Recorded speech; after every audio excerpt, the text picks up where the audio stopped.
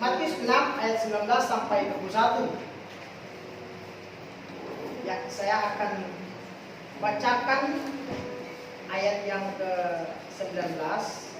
Nanti Bapak Ibu Saudara ayat yang ke-20 dan kita sama-sama ayat yang ke-21. Perikop di atas bicara mengenai hal mengumpulkan harta. Firman Tuhan, janganlah kamu mengumpulkan harta di bumi ngengat dan karat merusakannya, dan pencuri membongkarnya serta mencurinya. Ayat 20.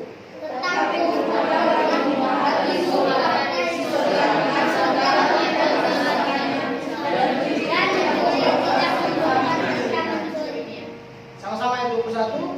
Karena di mana saya ulang, karena di mana hartamu berada, di situ juga hatimu berada. Kita siapkan waktu untuk kita merenungkan, kita membaca dengan baik. Maka sebenarnya yang terjadi di sini adalah kita sedang mendengarkan atau membacakan khotbah Tuhan Yesus sendiri. Karena itu dimulai dari pasal yang kelima. Pasal yang kelima, kalau kita buka sini kita bisa lihat sudah keterangan itu khotbah Yesus sewaktunya di bukit, ya, sewaktunya di bukit. Lalu sampai pada ayatnya pasal yang ke-7. Lalu kita pelajari baik-baik. Di sini sangat jelas bahwa firman Tuhan atau bagian firman ini berbicara mengenai fokus utama, ya, dan fokus utama manusia, ya, fokus manusia. Lalu berbicara juga mengenai kecemasannya, gitu. Kecemasannya akan kebutuhan, ya. Lalu ada juga berbicara mengenai motif yang benar dari iman. Karena di situ ada konteks hati, berbicara tentang hati, ya. Kalau saya mau kutip prakata atau semacam kata pengantar gitu dari seorang penulis namanya Rick Joyner dalam buku Prosperity and the Coming Apocalypse by Jim Packer. Kalau diterjemahkan bunyinya demikian. Boleh kita sama-sama katakan amin, ya. Selamanya hanya ada satu orang yang pesannya sempurna, yaitu Yesus. Dan hanya ada satu buku yang sempurna, yaitu Alkitab. Kalau kompak, kalau sama-sama, ya, saya ulang. Selamanya hanya ada satu orang yang pesannya sempurna, yaitu Yesus. Dan selamanya hanya ada satu buku yang sempurna, yaitu Alkitab. Amin. Ini salah satu pernyataan yang doktrinal dan juga mengandung unsur apologetika, ya. Sangat bagus untuk kita. Dan kalau saya ingat satu pepatah kuno mengatakan seperti ini. Hal yang utama adalah menjaga agar hal yang utama tetap menjadi hal yang terutama. Maka firman Tuhan yang hari ini saya sampaikan, saya kasih judul yang cukup ringan saja, karena sudah jelas juga, kumpulkan harta di sorga. Sekali lagi saya katakan, judulnya adalah kumpulkan harta di sorga. Boleh katakan amin? Sekali lagi saya bilang tadi, pepatah kuno mengatakan hal yang utama adalah menjaga agar hal yang terutama tetap menjadi yang terutama. Yang terutama. Oleh karena itu, setiap orang Kristen yang sejati, yang hidup mengutamakan Tuhan Yesus, pasti bisa mengumpulkan harta surgawi. Setiap orang Kristen yang sejati, yang hidup mengandalkan dan percaya kepada Yesus, pasti bisa mengumpulkan harta surgawi. Pertanyaannya bagi kita, mengapa kita harus mengumpulkan harta surgawi? Ya, mengapa kita harus mengumpulkan harta surgawi? Ya. Coba kita lihat ayat yang 19. Ya, ayat yang 19.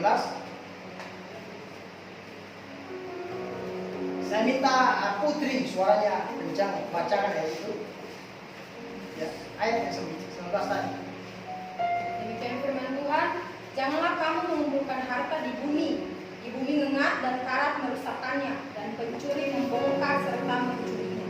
Kira-kira ada ada 2 poin plus 1 poin bonus yang akan kita pelajari hari ini. Tadi firman Tuhan berkata bahwa janganlah kamu mengumpulkan harta di bumi ngengat dan karat merusakkannya dan pencuri membongkar serta mencurinya. Artinya apa?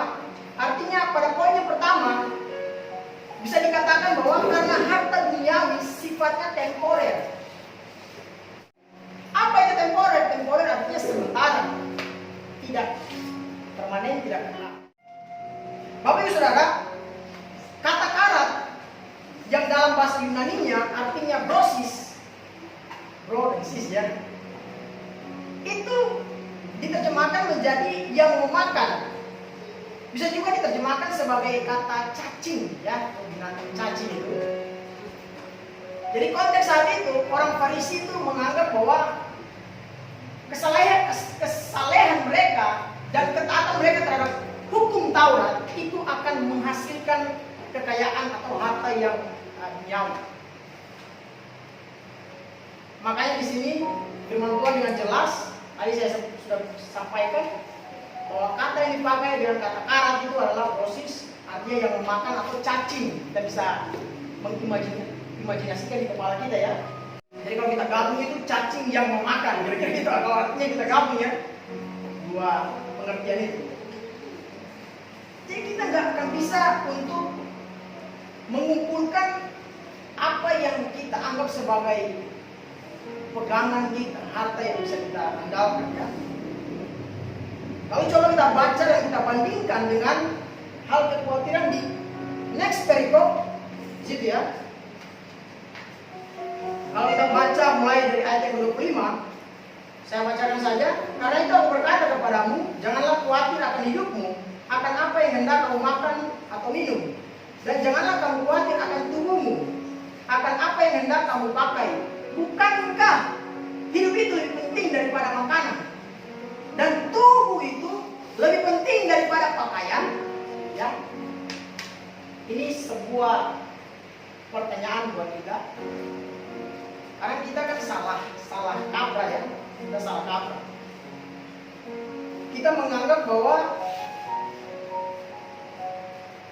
untuk menjadi ya, jangan sampai kita tergoda dengan apa yang disebut dengan teologi kemakmuran itu ya. Dia kayak kita sukses atau kita berhasil, kita harus bisa makan enak gitu ya, segala sesuatu ditakar dari situ. Kalau di apa tempat makan yang bagus gitu ya. Kalau sini sih enggak ya, kita masih senang makan di rumah. Cuman saya kasih gambaran saja. Pada prinsipnya hidup kita lebih penting daripada apa yang kita makan. Boleh katakan amin? Amin. Dan tubuh kita lebih penting daripada apa yang kita pakai. Ya, itu prinsipnya. Jadi jika ada yang bertanya dan bersungut-sungut, mulai bersungut-sungut, firman Allah di situ menjawab bahwa semuanya itu dicari oleh bangsa-bangsa yang tidak mengenal Allah. Artinya apa? Kita sebagai orang percaya, kita tahu di situ ada sebuah ilustrasi tentang bagaimana burung yang dipelihara, bunga bakung yang didandani sedemikian rupa, cantiknya bahkan melebihi daripada Salomo. Ya, diilustrasikan seperti itu, digambarkan seperti itu. Jadi kalau kita hari-hari ini memang kita perlu akui ya, saya pribadi juga lockdown ini buat kita yang di sana yang kerjanya harus sedikit ya Tuhan, haleluya gitu ya. Di sini mungkin nggak terlalu berdampak, tapi Jakarta tuh terasa sekali. Ya. Dan orang harus bergumul dengan kebutuhan. Yang kemarinnya punya kebutuhan untuk mencukupi dan ini bekerja bisa menghasilkan sesuatu, lalu membeli sesuatu atau kebutuhan yang diperlukan. Sekarang kita seperti dikondisikan oleh Tuhan untuk kita cuma mengandalkan Dia. Boleh katakan amin? Amin. Kita seperti dikondisikan untuk Tuhan bagaimana kita hidup dengan hikmat Allah seperti itu. Jangan kita lagi beli makan mahal yang enak-enak gitu ya, foto-foto di tempat-tempat yang bagus, tapi uang itu kita manage dengan baik, ya, sehingga kita bisa mengelola dengan baik untuk kebutuhan yang penting,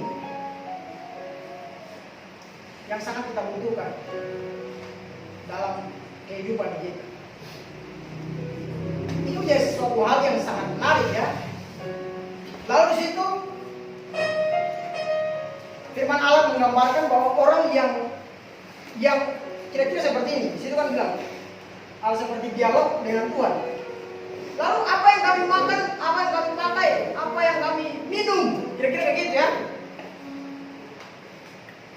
Bagus saudara kalau hari-hari ini kita masih ada dalam posisi itu. Saya harap enggak. Kenapa? Karena sebenarnya ketika kita melakukan hal itu, sebenarnya posisi kita tuh nggak jauh beda dengan orang yang nggak percaya Tuhan, atau yang biasa disebut dengan istilah ateis, orang yang nggak mengenal Allah, orang yang nggak percaya kehadiran atau keadaan yang ada sebagai Tuhan. Ya. Oleh karena itu sebagai orang yang percaya, ayat kunci di situ dalam Matius 6 ayat 33, Firman Tuhan katakan apa? Tetapi carilah dahulu kerajaan Allah dan kebenarannya, maka semuanya itu akan dia tambahkan kepadamu. Makan, minum, pakai yang engkau butuhkan, ya. Sebelum engkau ngomong, Tuhan sudah tahu. Sebab dialah Bapa yang baik. Amin. Hanya Dia Bapa yang baik. Orang tua kita boleh nggak tahu apa yang kita perlukan, tapi Tuhan, Dia selalu tahu apa yang kita perlukan, bahkan kita butuhkan. Apa yang bisa kita pelajari singkat dari penjelasan ini, yaitu jangan kita bangga apalagi sengaja memamerkan apa yang kita punya, ya. Jangan kita bangga apalagi sengaja memamerkan apa yang kita punya. Kalau kita punya sesuatu yang bagus, ya itu, ya biar kita aja yang tahu lah, ya. Amin. Jangan kita ngomong sana ngomong sini. Diam saja. Kalau itu berkat Tuhan juga. Benar, berkat Tuhan pasti. Lalu yang kedua, jangan andalkan usaha atau pekerjaan kita hingga kita lupa akan Tuhan. Amin.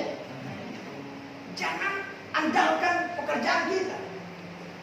Kemarin satu cerita yang sudah disampaikan oleh Gembala dalam khotbahnya, entah kemarin atau yang kemarin lagi, itu bicara mengenai bagaimana orang-orang yang punya usaha, mereka minjem duit, mereka bangun usaha.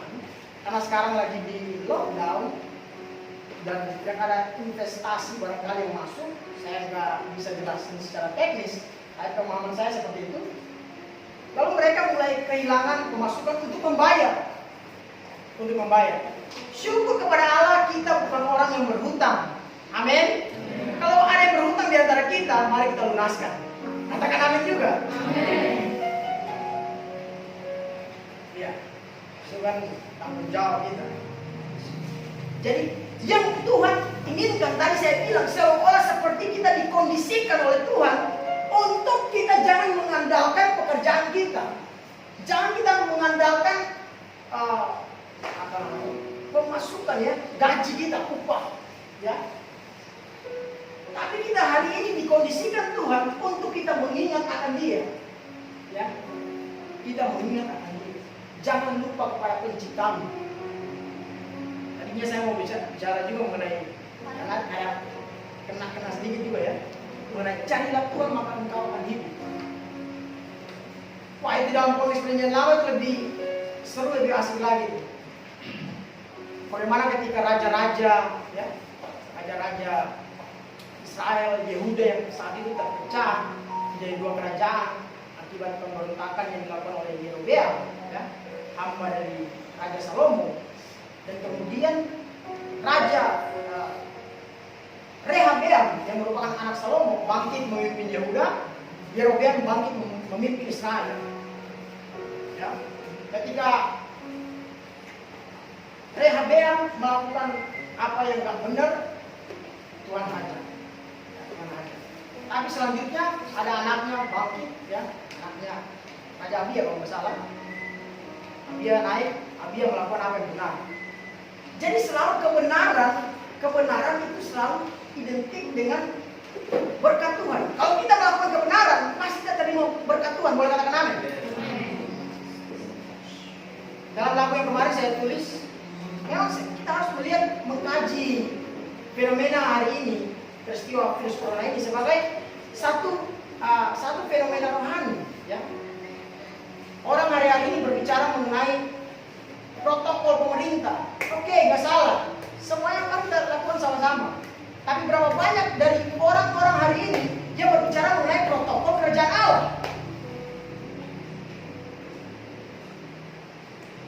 Jarang sekali saya lihat. Bahkan seperti kita tahu bahwa bangsa kita adalah bangsa yang menjunjung nilai-nilai, ya, Pancasila, yang diawali dengan sila ketuhanan yang Maha Esa. Artinya kita percaya pada Tuhan dan percaya pada kuasa Tuhan. Kira-kira seperti itu pemahaman praktisnya. Tapi jarang tuh ada kampanye, ya. Saya juga kayak ini udah malas nonton berita kan. Jarang saya lihat. Bagaimana? Kalaupun ada kampanye sedikit sekali. Teman saya tulis status panjang-panjang, bangun pagi, bikin ini, cuci tangan, cuci ini, segala macam. Saya tahu dia ini anak Tuhan, dia cukup bagus juga. Lalu saya sengaja komen itu sekitar ada berapa list? Mungkin kurang lebih 20 ya, 15 sampai 20, barangkali seperti itu. Panjang sekali. Dia bikin itu hal yang kayak itu tuh, cuci tangan, apa segala macam, masker apa. Lalu saya tanya ke dia gini, di mana doa? Di mana baca firman Allah? Di mana bagian itu? Saya nggak lihat itu di dalam daftar yang saudara tulis. Sebab saya tahu di orang dia suka berdoa. Barangkali suka juga baca firman Tuhan. Lalu jawabannya ada, saya lakukan tapi saya nggak masukin. Kenapa kita mesti malu? Kenapa kita mesti malu? Justru saat dan hari ini kita harus tampil sebagai orang yang beriman. Katakan amin. Sebagai orang-orang yang beriman, iman kita harus ditunjukkan kepada dunia ini. Karena kan di pasal sebelumnya ya, kalau ada cahaya, ya, menyalakan pelita itu, nggak mungkin taruh di bawah kanan, pasti taruh di atas kaki dia supaya cahaya itu terang nampak. Itulah kita. Makanya saya hari ini ya, saya lihat juga Liga juga banyak posting mengenai firman ya. Posting persekutuan. Karena fenomena ini harus terlawan dengan bukan saja dengan apa yang dianjurkan oleh pemerintah, tetapi apa yang juga dianjurkan oleh firman Tuhan. Carilah Tuhan maka engkau hidup. Katakan amin. Amin. Firman Tuhan. Saya takutnya kita jadi orang yang beragama tapi nggak bertuhan. Itu yang saya takutkan.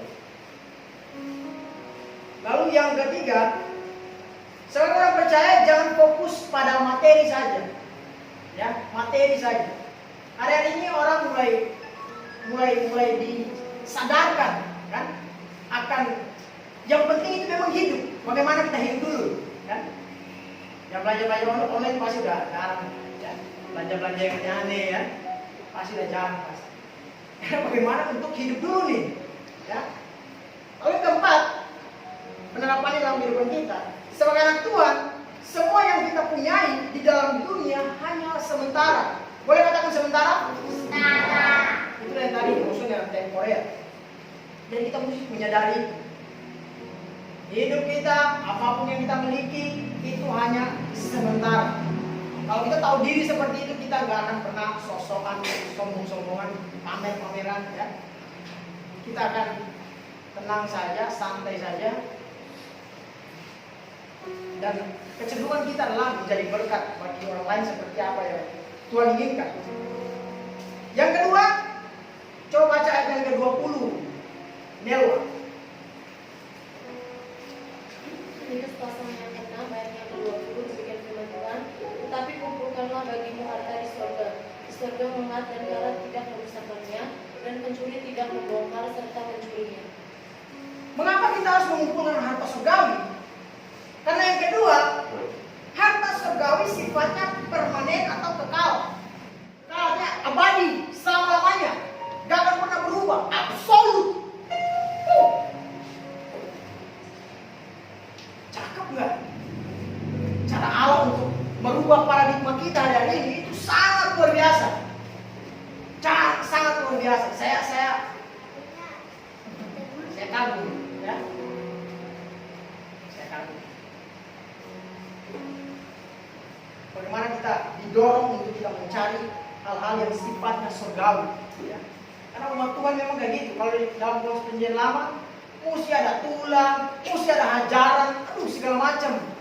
Yang ngeri-ngeri gitu kalau kita baca, ya. Kita hari ini baru satu virus. Orang udah, waduh, ditual belum apa-apa. Tempat saya di kota saya, orang udah rame duluan, ya. Kita di sini aja masih tenang-tenang aja, karena percaya bahwa Tuhan ada bersama kita. Amin. Iya, kita ikuti protokol pemerintah, tetapi siapa yang membicarakan, menyuarakan protokol kerajaan Allah, protokol yang Allah mau kita lakukan dalam kehidupan kita. Harta surgawi sifatnya kekal. Jadi inilah yang diinginkan Tuhan Yesus bagi umatnya. Jadi kalau upahnya adalah upah rohani, ini adalah hal yang baik bagi orang percaya. Dan bukan berarti kita mementingkan diri kita sendiri, ya. Kalau saya mau tanya apa harta duniawi, wah kita bisa sebut apa saja, ya. Kalau saya tanya lagi, apa harta surgawi? Ada yang mau jawab? Harta duniawi pasti gampang, yakin saya. Harta surgawi siapa mau jawab? Satu aja, cepat. 1, 2, 3. Nah. Kayaknya tetap dengarkan saya. Amin. Mendapati dan terus memikirkan harta surgawi, makanya seorang bangsawan dari Prancis di sekitar tahun 1858 itu dia namanya Charles de Foucault.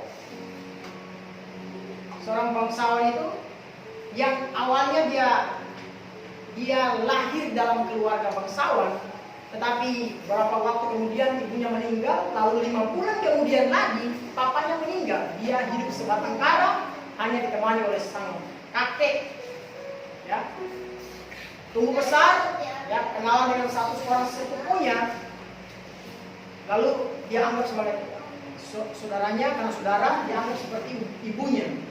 Sepupunya cewek, tapi ketika sepupunya menikah, dia galau. Dia orang yang penyendiri, galau, ya, nggak bisa lagi bergaul.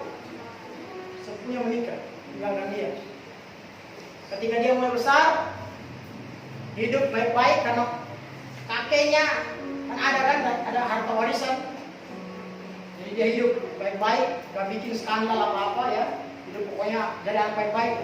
Setelah kakeknya meninggal, harta warisan diturunkan kepada dia. Lalu mulailah dia menjadi liar dan buas. Seorang yang pendiam, pemalu, yang suka menutup diri. Karena banyak harta, mulai cari kesenangan, mulai cari cewek, jadi playboy, bukan cap tikus. Ini bangsawan soalnya. Jadi playboy, ya, sana sini. Lalu dia ikut akademi militer, masuk, ya. Habis latihan pulang makan mewah, wow, sampai badannya gendut. Satu waktu dia pergi ke daerah Timur Tengah, sana, hobinya kayak traveling gitu, ya, jalan-jalan, gitu. Kalau pada satu waktu, ketika dia merasa bahwa harta ini gak bisa puaskan saya begitu kosong, ya. Dan ketika saya baca kisah ini, saya rasakan ini seperti apa yang saya rasakan juga saat itu sebelum saya bertobat. Kita mencari segala sesuatu di dunia ini untuk mengisi kekosongan di hati ini, tapi nggak bisa. Bahkan seluruh dunia ini nggak akan bisa mengisi kekosongan hati kita. Karena kenapa? Tempat itu adalah milik Allah, milik Tuhan Yesus. Katakan amin. Amin. Kita nggak akan bisa. Sampai saya putuskan untuk bertobat terima Yesus. juga sama. Bapak Ibu Saudara, seorang bangsawan yang luar biasa akhirnya memutuskan menjadi seorang biarawan. Yang tugasnya apa? Setiap pagi bawa air dengan pakaian yang gitu seadanya. Tapi satu pernyataannya yang menarik. Ya, ada satu pernyataannya yang sangat menarik. Dia bilang seperti ini. Tidak perlu apa-apa kecuali Yesus. Kita harus lebih taat kepada Injil, karena dengan Injil itu kita akan diadili nanti. Perhatikan kata-katanya. Tidak perlu apa-apa kecuali Yesus. Kalau saya yang ngomong, Bapak Ibu Saudara, ya memang karena saya nggak punya apa-apa. Ya, saya nggak punya apa-apa. Siapa saya? Tapi kalau seorang bangsawan yang ngomong, yang punya harta, yang hidup dalam kemewahan, ya, kemegahan, kenikmatan duniawi yang ia bisa ambil dan ia bisa beli, ini adalah sesuatu yang sukar untuk diterima. Akhirnya ia memutuskan menjadi seorang full time pelayanan, ya, di biara. Dia bangun tempat, lalu mendirikan tempat-tempat yang seperti peribadatan yang sangat ketat dalam hal kerohanian. Beliau dijuluki sebagai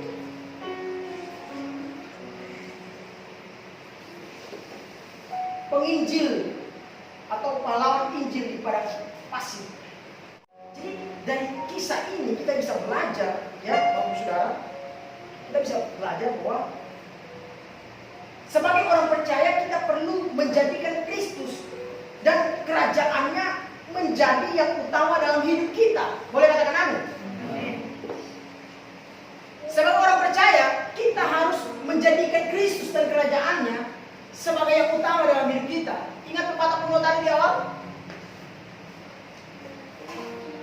Apa yang terutama harus tetap menjadi yang terutama. Kristus harus jadi yang terutama dalam kehidupan kita. Amin. Lalu yang kedua, semua yang kita lakukan di dunia ini akan berdampak pada dunia yang akan datang. Sebab apa? Sebab apa yang kita tabur hari ini, kalau kita menabur hal yang baik, kita akan menuai hal yang baik pula, bahkan sampai ke kekekalan. Lalu pertanyaannya, apa sih hal-hal yang baik itu? Apa sih hal-hal yang baik itu? Yang berkaitan dengan harta rohani kita, harta surgawi kita. Bapak Ibu sederhana, ketika engkau datang beribadah di rumah Tuhan, di gereja, today, tempat ini, itu harta surgawi yang kita sedang kumpulkan. Yang setuju katakan amin. Ketika kita datang simple, datang ke tempat ini, kita beribadah bersama-sama bersekutu, kita sedang mengumpulkan harta di surga. Selanjutnya apa? Ketika engkau memberi persembahanmu, engkau sedang mengumpulkan harta di surga. Boleh katakan amin? Memberi persembahan, kita mengumpulkan harta di surga. Sebab kenapa? Perspektif kita, sudut pandang kita, apa yang kita beri, ya, di rumah Tuhan, bahkan dalam segala praktek tindakan dalam hidup kita, itu kita lakukan untuk Tuhan, ya. Segala sesuatu yang kamu perbuat dengan segenap hatimu seperti untuk Tuhan.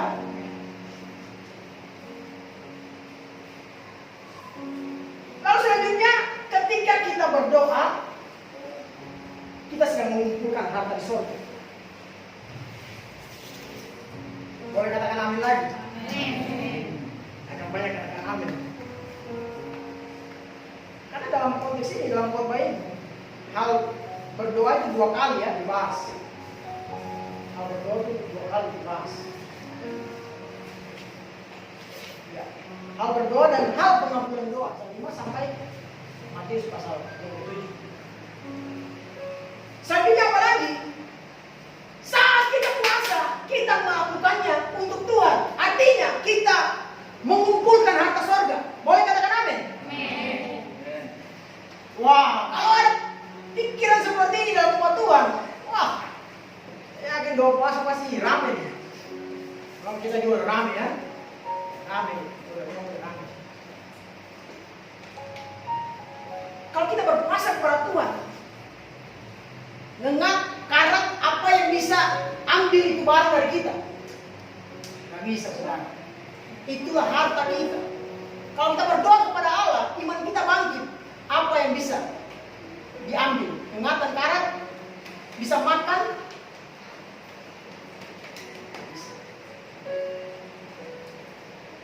Apalagi ketika kita memperhatikan rumah Tuhan, kita membersihkan barangkali, atau kita memberkati dengan apa-apa yang Tuhan taruh dalam hati dan gerakan kita untuk kita melakukan bagi rumah Tuhan.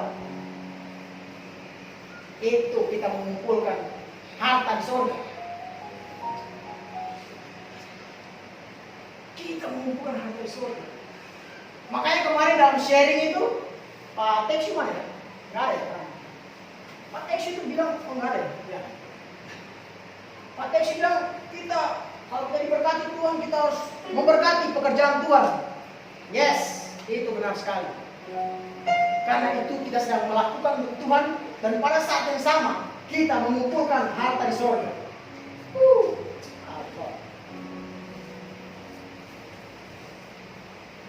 Ketika engkau jaga hidupmu agar tidak melakukan dosa, menjauhi kejahatan, mencintai kebenaran, tetap hidup di dalam kekudusan Allah dari manusia, engkau mengumpulkan harta di surga.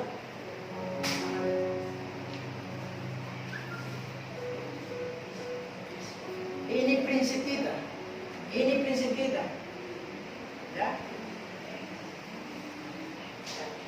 Jaga hidup kita, tidak melakukan dosa, ya. Mencintai kebenaran, ya. Terus menjaga hidup kita agar kita tetap kudus. Sebab kita adalah hamba Tuhan, kita adalah anak Tuhan, kita adalah pelayan-pelayan Tuhan. Dan firman Allah berkata, Allah itu kudus, tanpa kekudusan orang gak bisa menghadap Allah. Hangus. Wow. Lebih baik cinta akan rumah Tuhan menghanguskan aku daripada dosaku yang banyak itu yang menghanguskan aku di api neraka. Bapak saudara, memang firman Tuhan hari ini sangat aplikatif bagi kita semua. Karena itulah yang Tuhan mau agar kita pahami. Itulah yang Tuhan mau agar kita mengerti. Supaya dalam kita mengikuti Tuhan, kita jangan hitung-hitungan dengan Tuhan. Kita hitung-hitungan dengan Tuhan, aduh. Nafas sekali Tuhan ambil selesai. Gak ada kesempatan lagi. Padahal lagu bilang hidup ini adalah kesempatan. Kesempatan untuk melayani Tuhan. Bapak Ibu Saudara, jika engkau yang berkeluarga menjaga rumah tanggamu agar tetap hidup tertib di dalam kasih Kristus, ya, engkau juga melakukannya untuk Tuhan, dan pada saat yang sama kau mengumpulkan harta di surga. Namamu harum, indah dan manis. Yang sudah berkeluarga boleh katakan amin. Gak usah tegang-tegang ya. Gak usah tegang-tegang. Ada yang bunyi kita langsung amin. Haleluya. Selanjutnya, sebagai orang tua dalam mendidik anak-anak perlu rasa takut akan Tuhan. Kenapa? Karena rasa takut akan Tuhan itu mendatangkan hikmat, mendatangkan kebijaksanaan. Sehingga kalau kita mau hajar itu anak, kita nggak takut. Sebab kita melakukannya dalam bimbingan Tuhan. Dia melakukan yang salah, yang keliru. Kenapa kita mesti takut menghajar anak kita. Makanya saya selalu suka dengan istilah itu ya. Bambu yang muda itu harus kalau dia bengkok harus diluruskan dari dia masih muda. Karena kalau dia udah tua, kita mau luruskan dia hancur ya, patah. Kalau kita mau bengkokkan dia, ya bengkokkan juga dari muda. Nanti dia ikut. Anak-anak tempat ini, jangan pikir kecil-kecil gini lalu mereka, aduh. Kalau diikutin, ya selama masih masuk akal dan boleh-boleh aja tuh. Tapi kalau udah di perlebihan, harus saja. Amin. Harus saja. Supaya ketika ia besar, sudah mengerti. Makanya saya suka dengan cara salah satu orang tua itu, dia mendidik anaknya itu. Waktu kecil, anaknya salah apa segala macam, berlebihan, dia hajar. Tapi udah gede, dia kasih pengertian, dia ngomong, dia bicara, nggak hajar lagi. Karena kalau udah mulai gede, tadi tuh kalau kita hajar ya, apa dari kecil kita jangan ngomong, kasih tahu. Ya. Karena saya juga adalah anak, dan itu saya memahami, sangat memahami malah sudut pandang itu. Dan ajaran itu penting buat anak-anak kita. Yang selanjutnya buat anak muda, tidak pacaran sembarangan. Cari pacar itu minimal yang takut Tuhan. Maksimal hamba Tuhan kayak saya. Katakan amin. Kita kan minimal anak Tuhan, maksimal hamba Tuhan. Saya lihat kayak gini. Apalagi sini anak-anak cewek banyak ya. Saya banyak sekali ngomong ke mereka ini. Mereka tahu sekali. Ada saya masih tetap sama, tapi yang saya sayangkan, sebenarnya saya bilang ada satu orang khusus ini yang Tuhan bicara khusus buat saya mau ingatkan ke dia. Tapi saya belum sempat ngomong. Perempuan, anak-anak muda, kecil juga, dengarkan saya ya. Dengarkan saya. Kalian itu berharga. Kalian itu berharga. Amin. Kalian itu cantik. Kalian itu indah. Jangan jatuhkan derajat kalian dengan orang atau laki-laki yang gak jelas. Laki-laki yang gak jelas. Kalian adalah milik Tuhan. Apalagi kita kemarin kita bicara tentang penebusan. Harus kalian punya standar. Standar saya anak Tuhan minimal, maksimal hamba Tuhan.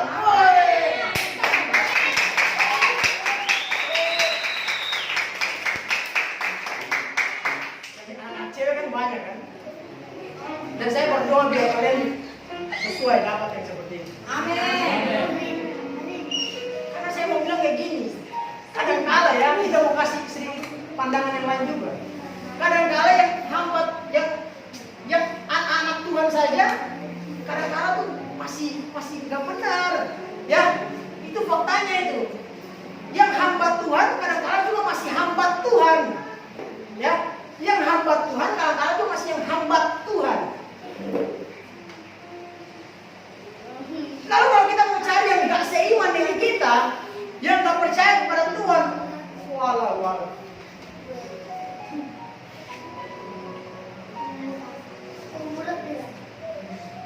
Jangan. Saya punya satu tokoh wanita, cewek pas. Dia punya panggilan karunia luar biasa, cewek. Tapi karena apa? Menikah salah pilih pasangan hidup. Suaminya nggak dukung dia dalam pelayanan. Wah, luar biasa pelayanan. Penulis hebat. Akhirnya bercerai dengan suaminya. Kalau menikah dengan yang bisa saya terjemahkan sebagai orang yang Tuhan yang kasih buat dia. Jadi kadang-kala perlu kesabaran ya. Anak-anak muda santai saja. Kalian lihat saya santai ya, bahkan terlalu santai. Dan kalau ada yang mau ganggu saya tahu apa yang saya lakukan. Adik saya Lydia tuh yang paling suka ya. Putri juga kayaknya, sedikit juga ya. Apalagi yang, aduh, tantenya, aduh. Tuhan dulu ya, amin. Segala sesuatu Tuhan tambahkan.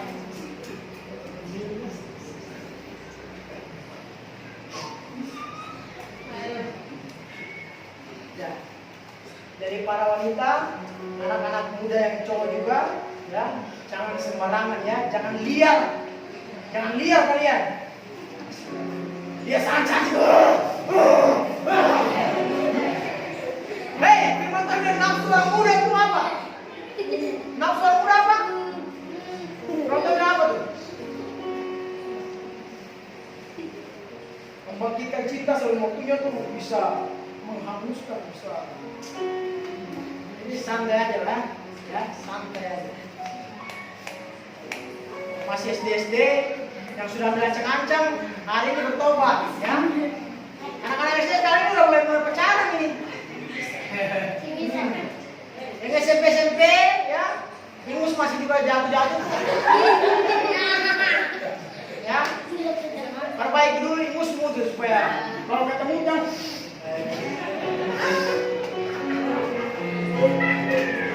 Syukur kalau gitu, kalau jatuh.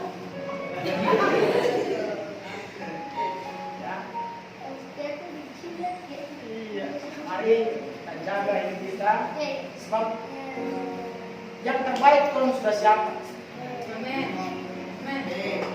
Amin. Yang terbaik Tuhan sudah siapkan. Amin. Cara sampai yang paling penting. Mantap. Lalu sesama anak yuk harus saling menjaga. Katakan menjaga, yuk. Saling menjaga. Saling menjaga artinya kita memperhatikan, kita mengingatkan, ya. Kita memelihara hubungan sebagai saudara seiman, sebagai rekan sepelayanan, ya, guru sekolah minggu, ya, jaga baik-baik.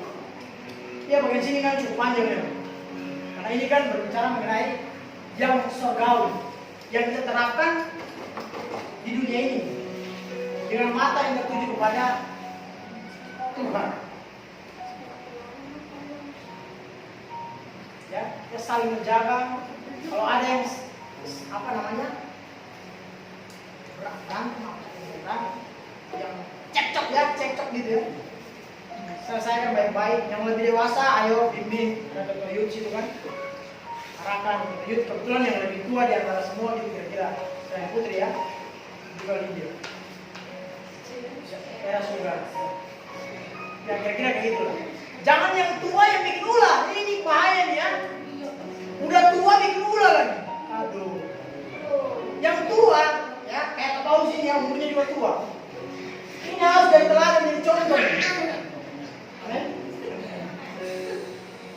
Jangan umur udah tua, ikut Tuhan udah lama, pelayanan udah hebat, karunia luar biasa, tetapi masih saja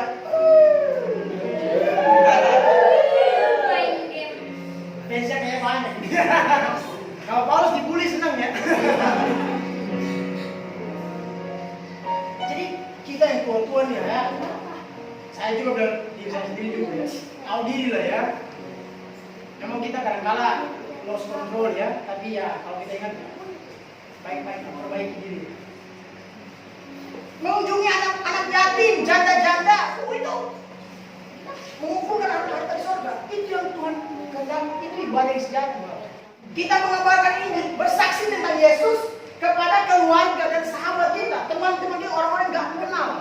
Ceritakan saja, puji Tuhan hari ini saya ibadah kepada Tuhan dan Tuhan kasih saya damai sejahtera. Sebenarnya saya takut dengan corona ini, corona yang tidak merona, tapi saya ada takut dia. Tapi ketika saya datang, kasih Kristus mengubah, ya, kuasanya membangkitkan iman saya, semangat saya. Saya merasa seperti di-push lagi, didorong, dibakar lagi. Saya semakin setia mengiring Tuhan.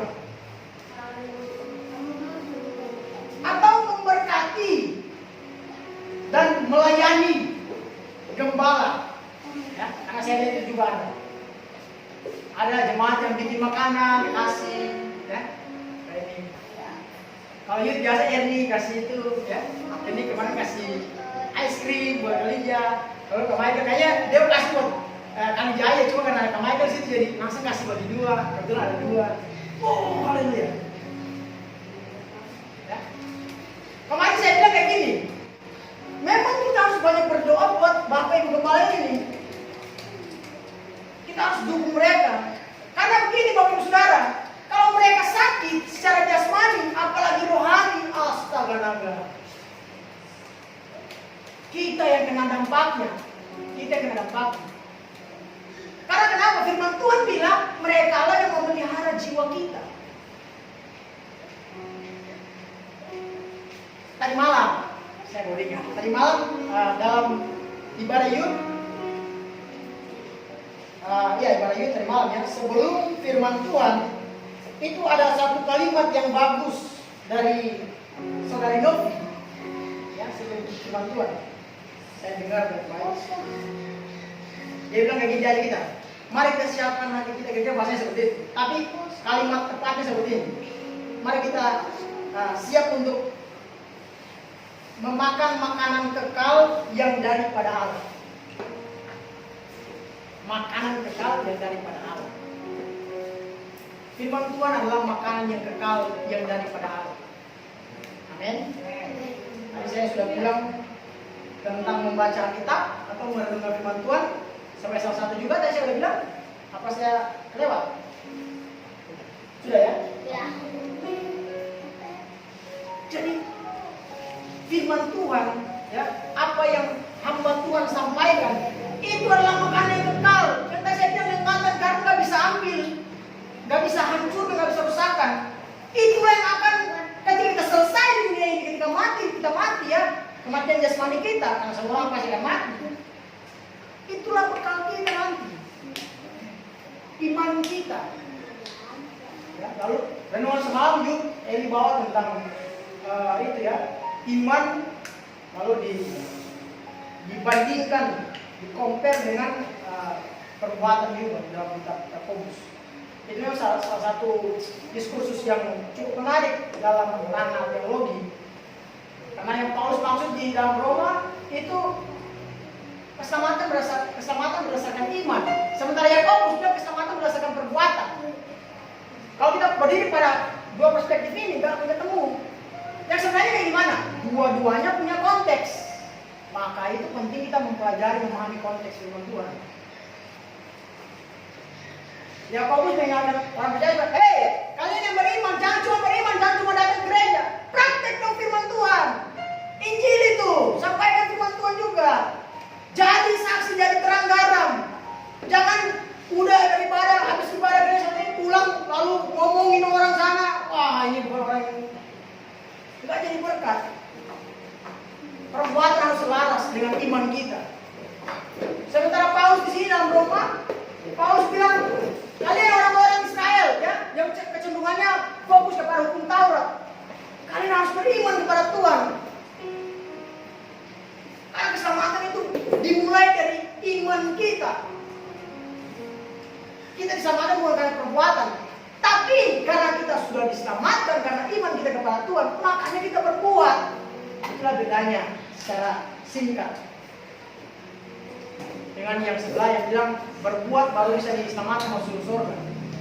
Kita beriman, karena kita sudah beriman makanya kita berbuat. Jadi berbuat, melakukan firman Tuhan itu adalah hasil dari iman kita kepada Tuhan. Karena dengan perbuatan manusia tidak akan bisa kita melakukan yang sempurna, sekaligus untuk menyogok Allah, untuk melupakan semua ketidakbenaran bahkan dosa yang kita lakukan. Kita harus percaya kepada Dia. Melalui kematian dan kebangkitan Kristus, kita ditebus oleh Dia, dan kita harus percaya, mengakui Dia sebagai Tuhan dan Juru Selamat kita. Oke, kita lompat ke poin yang ketiga. Nah, baca ke ayat yang ke-21.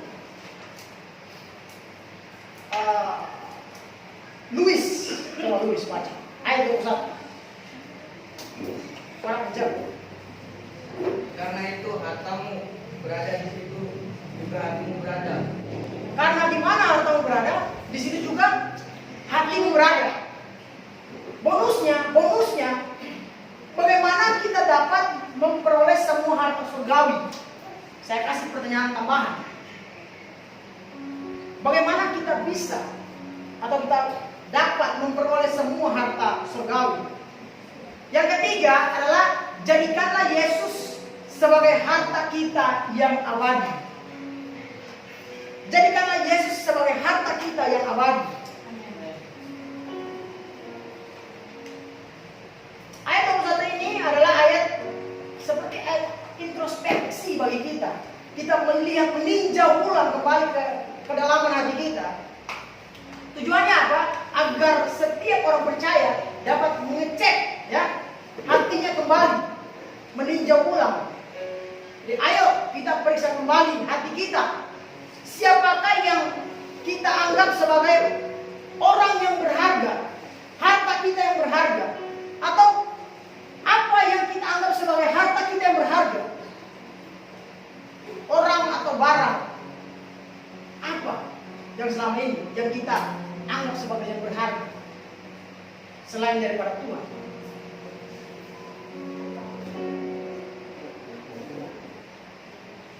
Ada seorang tokoh, seorang kritikus seni terkemuka di Inggris, ya. Kritikus seni terkemuka di Inggris dan sekaligus menjadi seorang pemikir sosial yang sangat dermawan. Dia berkata begini nih,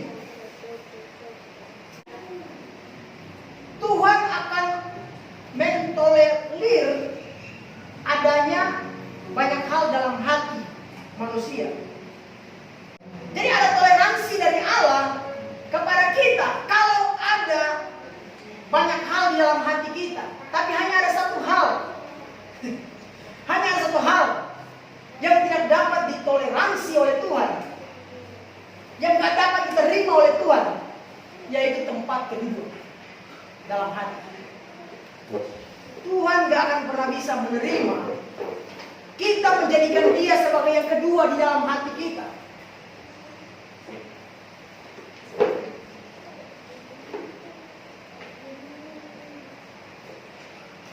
Dan untuk hal itu kita semua bisa tahu apakah saya mengutamakan Tuhan atau tidak.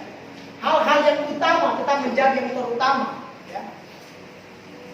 Kita yang tahu. Allah adalah Allah yang cemburu. Dia gak mau didoakan, ya, dengan apapun. Bahkan kemarin kita bahas ya, kalau anak kita, ya, keluarga kita lebih daripada dia, gak bisa. Tuhan gak mau kompromi. Tuhan harus yang utama, tetap menjadi yang utama. Mari jadikan Dia sebagai yang utama di dalam kehidupan kita. Kita selalu didorong untuk menjadi militan. Tapi Bapak Ibu Saudara, untuk menjadi militan, kita harus menjadikan Yesus sebagai yang utama dalam kehidupan kita. Kita harus menjadikan Kristus sebagai yang berharga di dalam kehidupan kita. Kita selalu berbicara tentang radikal dalam Kristus, dalam perspektif yang positif. Karena radikal bisa jadi hal yang negatif, ya. Pembom itu dong radikal. Tapi dalam Tuhan juga mesti radikal. Ya, radikal dalam Kristus. Kalau kita mau radikal dalam Kristus, dalam Tuhan, dalam melayani Tuhan, Kristus harus menjadi yang utama dalam hati, pikiran kita, hidup kita. Kalau nggak kayak gitu, nggak akan bisa. Nggak akan pernah bisa. Oleh karenanya, jadikan Dia sebagai yang utama, yang terutama dalam hidup kita, dalam hati kita. Itu yang Dia mau. Di dalam momentum yang sangat penting bagi dunia dan iman Kristen, kita patut untuk menaikkan puji syukur kita kepada Allah, ya. Karena lewat peristiwa ini, lewat kematian Yesus yang kemarin kita peringati, ya, Dia datang sebagai juru selamat kita. Dia mendamaikan kita dengan Allah. Dia menghapus dosa kita. Dia mendamaikan kita dengan Allah. Bagi kita yang percaya. Lalu ketika Dia bangkit sebagai Tuhan yang berkuasa. Dia bangkit sebagai Raja. menciptakan dia mau harus bangkit. Makanya Paulus katakan, kalau Kristus yang kami beritakan ini tidak bangkit, maka sia-sialah pemberitaan kami. Tapi karena dia bangkit, maka kita sebagai orang yang percaya, kita patut bersyukur kepada Allah. Karena kita menyembah Allah yang hidup, Allah yang benar, Allah yang luar biasa. Mari tepuk tangan buat Tuhan kita.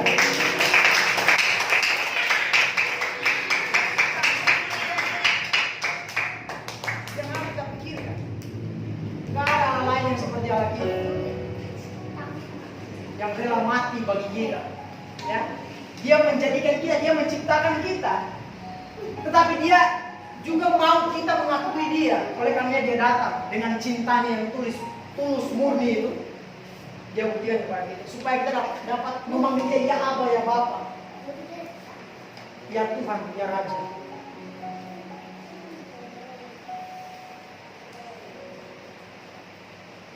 Melalui mulut yang mengaku, hati yang percaya, kita beroleh pengampunan dosa, kita beroleh keselamatan. Dan hari ini keselamatan yang Ia berikan, itulah harta kita yang berharga, harta kerajaan surga. Tapi firman Tuhan ingatkan bahwa keselamatan yang kita peroleh harus kita kerjakan, ya, dengan takut dan gentar kepada Tuhan. Jangan, saya sudah percaya, saya sudah terima Yesus. Awal-awal bagus, wah, waktu sekolah minggu bagus, gue awal-awal ini, oke. Emang ke sini mulai kenal sana virus-virus dosa, ya. Ini orangnya hidup tapi dia udah mati. Orangnya hidup tapi dia udah mati. Dan kematian rohani itu yang paling menakutkan dalam kehidupan orang percaya. Bukan kematian jasmani. Katakan amin. Jangan takut terhadap kematian jasmani. Sebab kalau aku mati atau aku hidup untuk Tuhan. Itu prinsipnya. Kalau kita percaya dengan Tuhan, semua Tuhan bisa lakukan.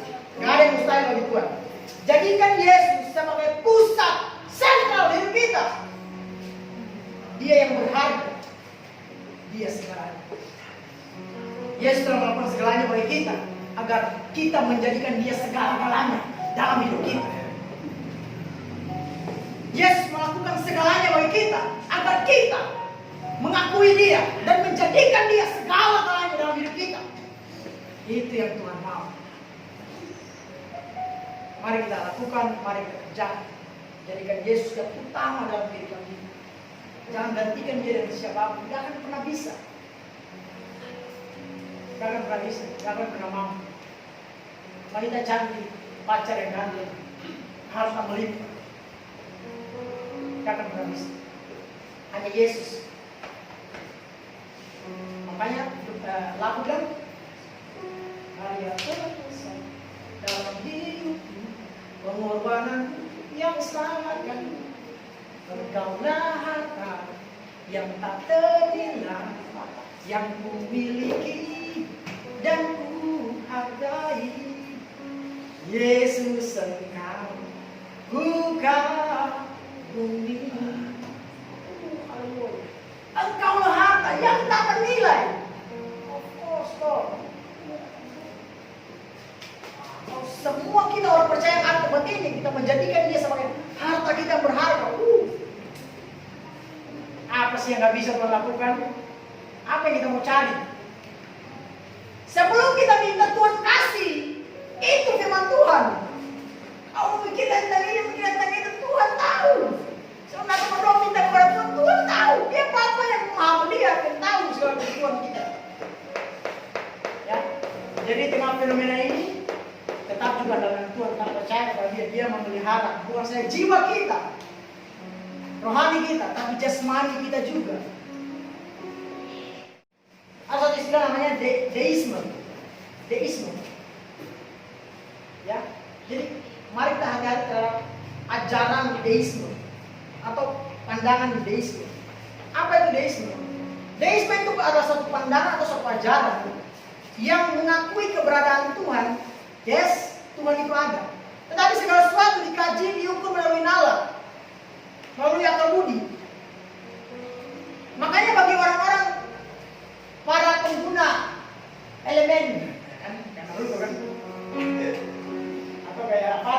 The Legend of M. Pengguna elemen deisme ini, ya sebut saya seperti itu. Mereka nggak percaya mujizat, mereka nggak percaya kuasa Allah, mereka nggak percaya pewahyuan, mereka nggak percaya misteri. Dan banyak orang Kristen seperti itu hari ini. Makanya semuanya pakai mode hikmat katanya. Mari kita berhikmat, mari kita berhikmat. Sampai bayi-bayi semua bersuara berteriak, mari kita berhikmat, mari kita berhikmat.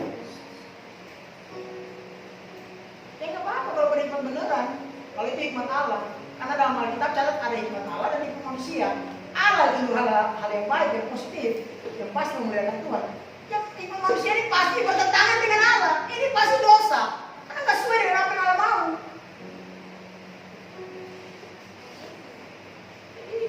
Hati-hati dengan klaim hikmat itu.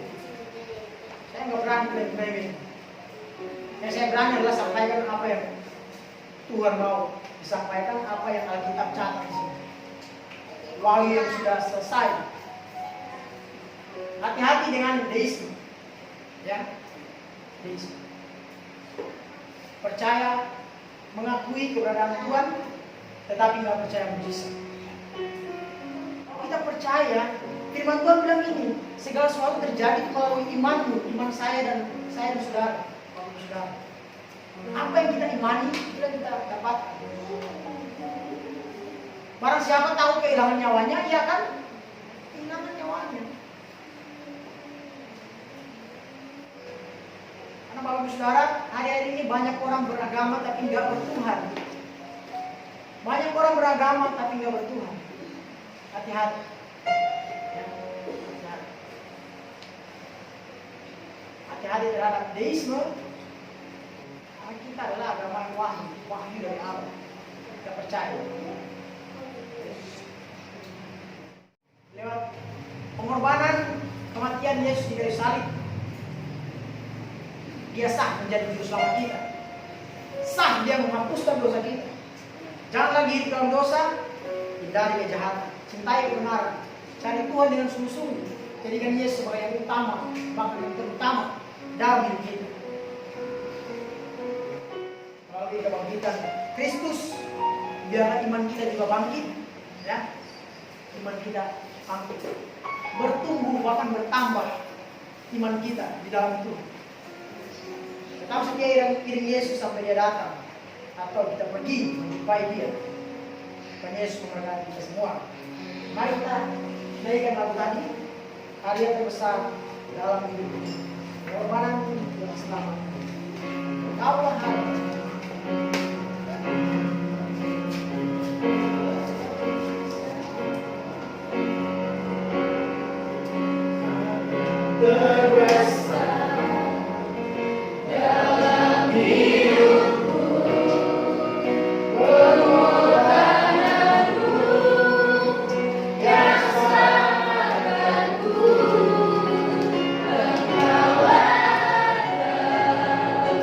Yang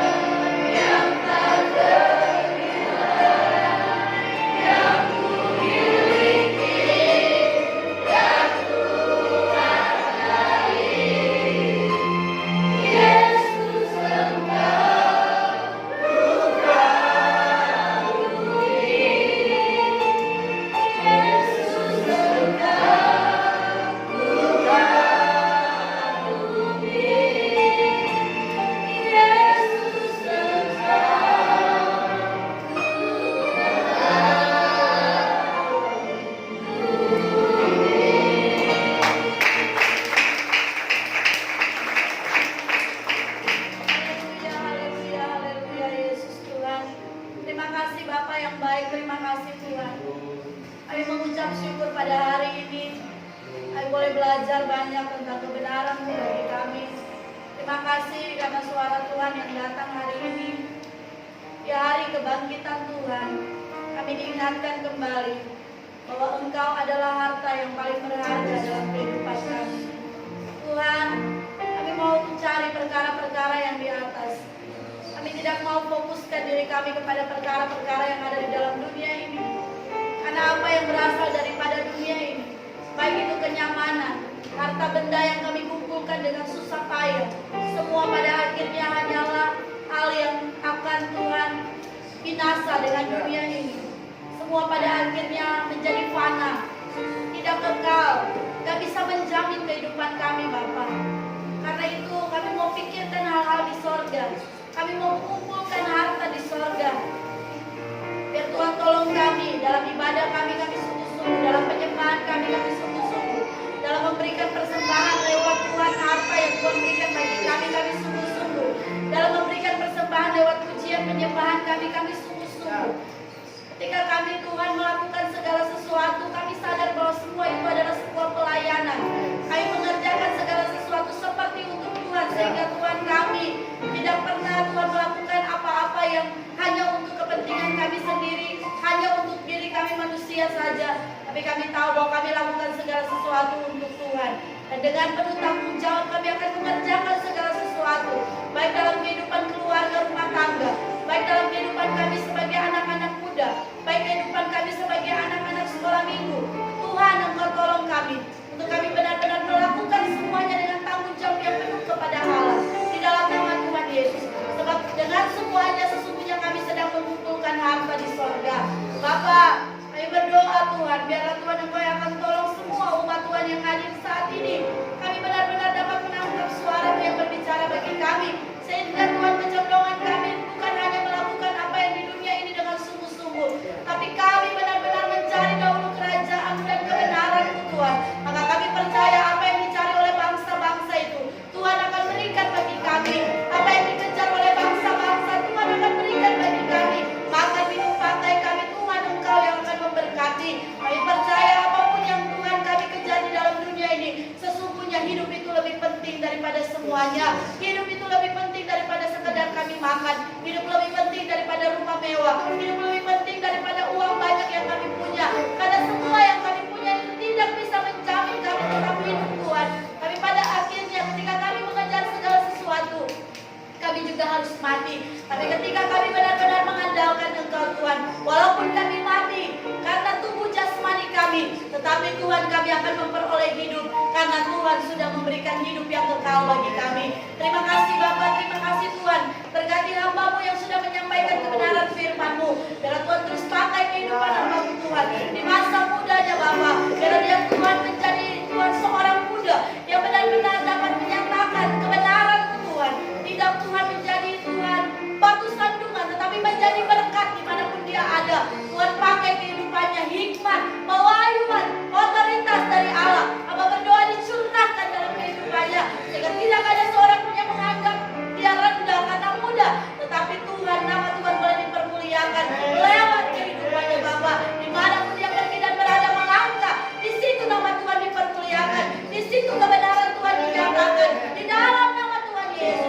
Hamba berdoa menyerahkan kehidupan hamba-Mu ini Tuhan di dalam tangan-Mu. Hamba percaya Engkau memilih, Engkau yang akan terus melengkapi dengan Tuhan talenta karunia yang lebih lagi.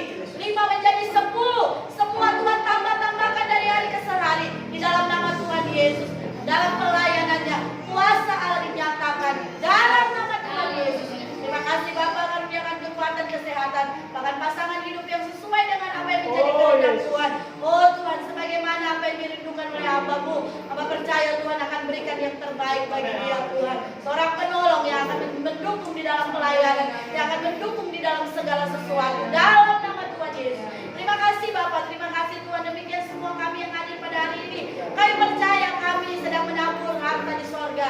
Dan Tuhan, kami percaya berkat Tuhan melimpah atas kehidupan kami semua. Terpujilah Engkau kekal buat selama-lamanya. Mengucap syukur buat firman Tuhan hari ini. Hanya di dalam nama Tuhan Yesus kami sudah berdoa. Haleluya, haleluya. Mari semua yang sudah diberkati, sama-sama kita mengatakan amin.